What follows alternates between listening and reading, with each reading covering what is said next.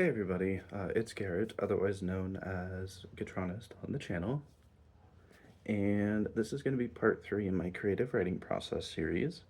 And today I wanted to talk about organizing writing projects and maybe a little bit of time management, although I myself am never very good at time management either. Um, ADHD for the win. Anyways, so what I wanted to talk about is organization and organizing projects in a way that can get them done, or at the very least will help to give you that sense of completion with them. And the first thing I just want to start off mentioning is that not all creative projects need to be finished immediately. However, and there's a caveat here, you want to be able to make enough incremental progress to reach a certain conclusion or destination. Now, this certain conclusion or destination can be as easy as there is an ending to the story that I want to get to, or vice versa. I have the ending down. I want to start in the middle, get to the ending, go to the beginning. Okay. Now, what am I getting at with this? Yes, I did adjust my headphones. My point being that creative projects, often with writing projects, it is not always a straight line. I have been writing again since I was a child. I was just inclined to start doing so when I was younger, but my style as a writer has evolved and shifted and changed as I've learned more and worked and existed in the world more, and also tried to make sense of what, this crazy thing called life entails, especially as a writing, poetry, music individual. And so the thing that I wanted to give is just some practical steps for completing projects.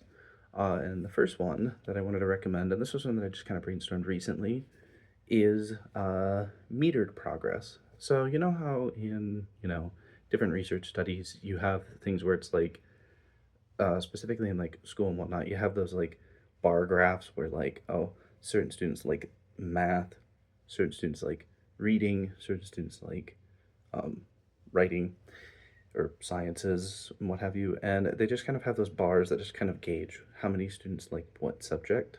The idea here is that whatever writing story you have going on, give it a title. It doesn't have to be the exact title it'll have at the end.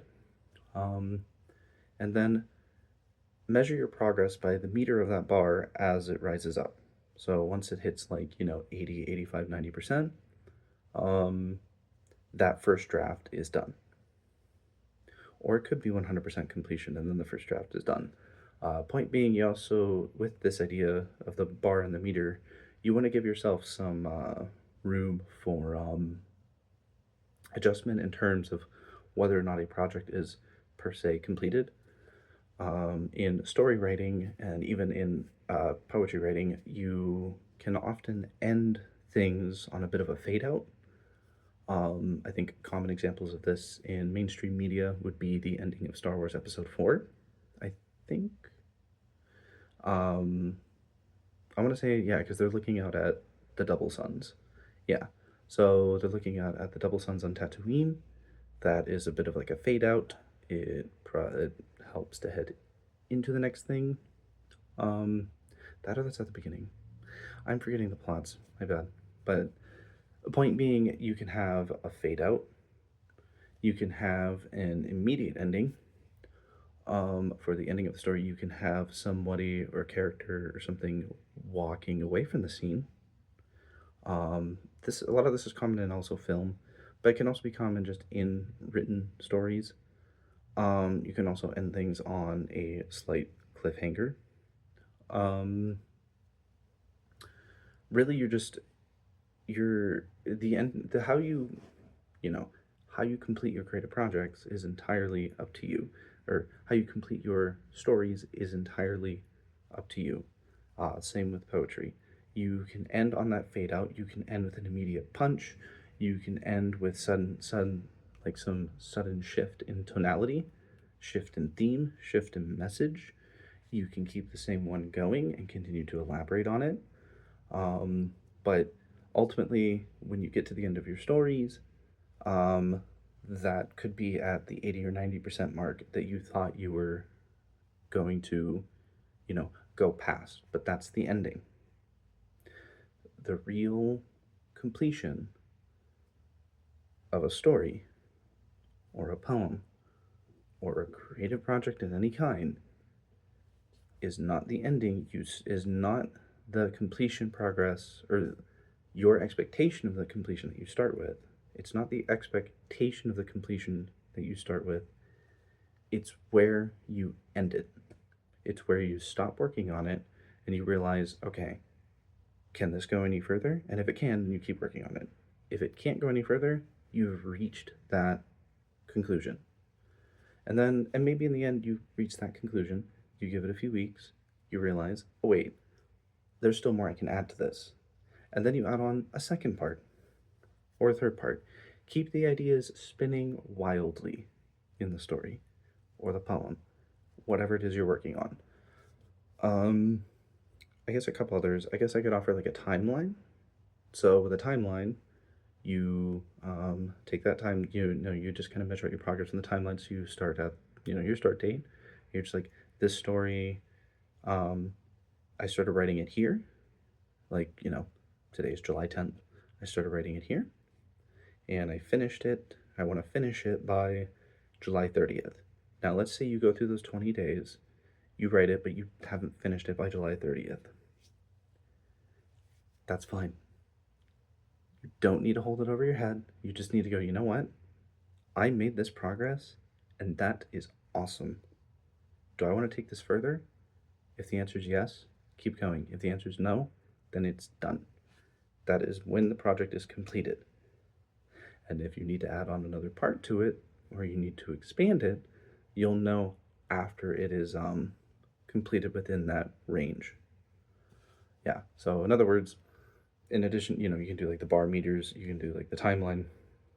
You can also just measure things from, okay, I've started here, I'm expanding it here. I started here, I want to end the first half of this here.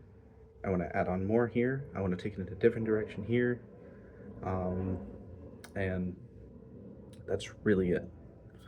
Especially with stories and poems, you never really know, especially when you're starting to write them, you never really know where they're going to end up. I've taken the beginning of a poem, shoved it in the middle.